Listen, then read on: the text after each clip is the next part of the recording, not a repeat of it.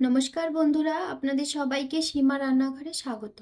আজ আমি রান্না করব এই যে ছোট ছোট মাছগুলো আছে, এই ছোট মাছের ঝাল। তো এইগুলো কি মাছ বলুন তো? এইগুলো হলো ল্যাটা মাছ আর চ্যাং মাছ।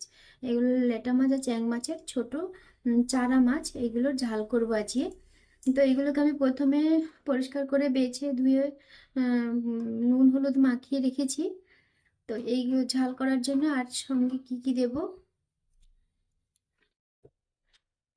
এই যে দেখুন এখানে নিয়ে নিয়েছি পেঁয়াজ। এখানে আমি বড় সাইজের দুটো পেঁয়াজকে ছোট ছোট কুচি করে কেটেছি। এই দেখুন এরকম টুকরো টুকরো করে কেটেছি। এখানে বড় সাইজের একটা টমেটো কেটে নিয়েছি ছোট করে টুকরো করে। এখানে 3-4টে কাঁচা লঙ্কা নিয়েছি।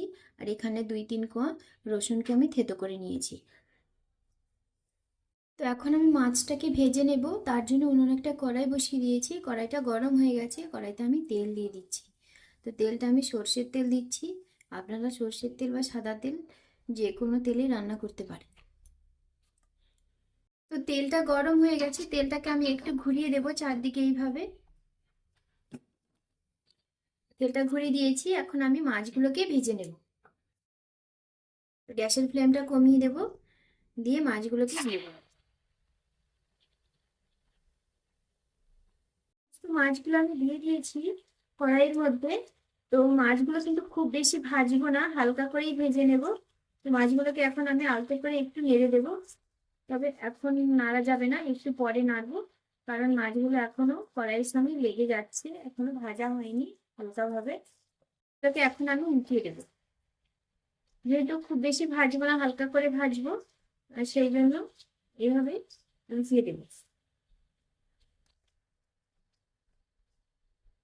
একটু নেড়ে দিয়েছি মাছগুলোকে। তো আর একটু ভাজা হবে, তখনই আমি নামিয়ে দেবো। মাছগুলো কিন্তু ভাজা হয়ে গেছে। যেহেতু হালকা করে ভাজবো, খুব বেশি ভাজবো না, সেই জন্য এখন আমি মাছগুলোকে নামিয়ে দেবো।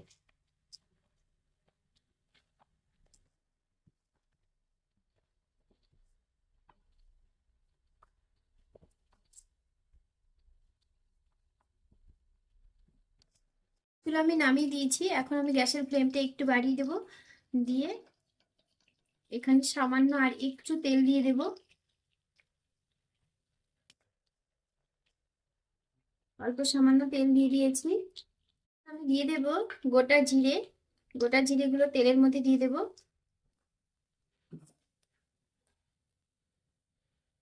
দিয়ে দেব কাঁচা লঙ্কা। দিয়ে দেব থেতো করে রাখা রসুন। এগুলোকে একটু নেড়ে চেড়ে আমি দিয়ে দেব টমেটো। টমেটোটাকে আমি একটু ভালো করে নেড়ে চেড়ে নেব। যতক্ষণ না টমেটোটা গলে যাচ্ছে ততক্ষণ ধরে আমি টমেটোটাকে ভালো করে নেড়ে চেড়ে এইভাবে রান্না করবো। এটা যাতে করে তাড়াতাড়ি গলে যায়, সেদ্ধ হয়ে যায়, সেই জন্য আমি পরিমাণ মতো নুনটা দিয়ে দেব। দিয়ে দেব হলুদের গুঁড়ো। হলুদটাও আমি পরিমাণ মতোই দিয়ে দিয়েছি।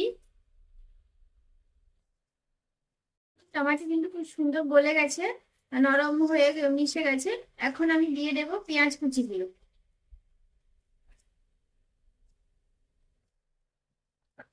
পেঁয়াজ কুচিগুলো আমি ততক্ষণ ধরেই কষাবো যতক্ষণ না পেঁয়াজগুলো নরম হয়ে যাচ্ছে। ততক্ষণ ধরে আমি পেঁয়াজ কুচিগুলোকেও ভালো করে টমেটোর সঙ্গে মিশিয়ে নেড়ে চেড়ে রান্না করবো। দিয়ে দেবো লঙ্কার গুঁড়ো। এখানে আমি ছোট চামচে 2 চামচ লঙ্কার গুঁড়ো দিয়েছি। আর কালারের জন্য দিয়ে দেবো সামান্য একটু কাশ্মীরি লঙ্কার গুঁড়ো।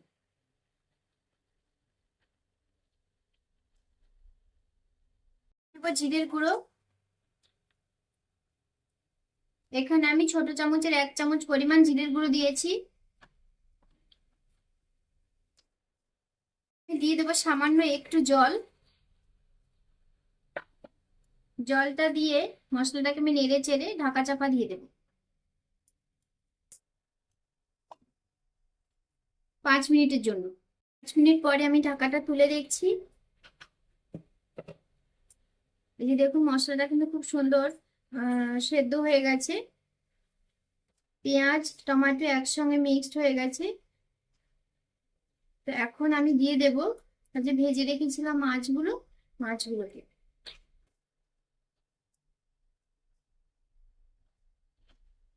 মাছগুলোকে দিয়ে এইভাবে আলতো হাতে একটু নেড়ে চেড়ে দেবো। থেকে আমি আলতো হাতে নেড়ে চেড়ে দিয়েছি। এখন দিয়ে দেব পরিমাণ মতো জল। জলটা দিয়ে আমি আর একটু নেড়ে দেব, দিয়ে ভালো করে মিশিয়ে নেব মাছ, জল আর সমস্ত কিছুকে। এইভাবে ভালো করে নেড়ে দিয়ে আমি ঢাকা চাপা দিয়ে দেবো 15 মিনিটের জন্য। আর গ্যাসের ফ্লেমটা মিডিয়াম করে দেব। এখন আমি 15 মিনিট পরে ঢাকাটা তুলে দেখছি কেমন হয়েছে মাছের রেসিপিটা। দেখুন সুন্দর হয়ে গেছে, জল যতটা দিয়েছি জলটা কিন্তু অনেকটা কমে গেছে। আর মাছগুলো কিন্তু খুব সুন্দর সেদ্ধ হয়ে গেছে, একদম নরম সেদ্ধ হয়ে গেছে, এই দেখুন। আর রেসিপিটা কিন্তু খুব সুন্দর হয়ে গেছে। তো এখন নামিয়ে দেওয়ার আগে আমি দিয়ে দেবো সামান্য একটু গরম মশলার গুঁড়ো। আমি গরম মশলার গুঁড়োটা ব্যবহার করছি, আপনারা গরম মশলাটাকে বেটেও দিতে পারেন, কোনো অসুবিধে নেই। বা আবার ধনে পাতাও দিতে পারেন, তবে গরম মশলাটা দিলেই বেশি ভালো হয়। কিন্তু আমার এই ছোট ল্যাটা মাছের ঝালের রেসিপিটা আপনাদের কেমন লাগলো সেটা কমেন্ট করে জানাবেন। যদি ভালো লাগে তাহলে একটা লাইক করবেন, শেয়ার করবেন। যারা আমার চ্যানেলটা নতুন দেখছেন তারা অবশ্যই একটা সাবস্ক্রাইব করবেন, পাশে বেল আইকনটি ক্লিক করবেন, যাতে করে প্রতিদিন যে আমি ভিডিওটা ছাড়ছি সেই ভিডিওটা সবার প্রথমে আপনাদের কাছে পৌঁছে যায়। তো এটাকে আমি নামিয়ে 5 মিনিট ঢাকা চাপা দিয়ে রেখে দেবো। দেওয়ার পরে গরম গরম ভাতের সঙ্গে পরিবেশন করব। তো আপনারাও ঘরে অবশ্যই এইভাবে একদিন বানিয়ে খাবেন, খেয়ে দেখবেন কেমন লাগে। আর অবশ্যই কমেন্ট করে জানাবেন রেসিপিটা কেমন হয়েছে। তো সবাই ভালো থাকবেন, সুস্থ থাকবেন, সবাইকে টাটা।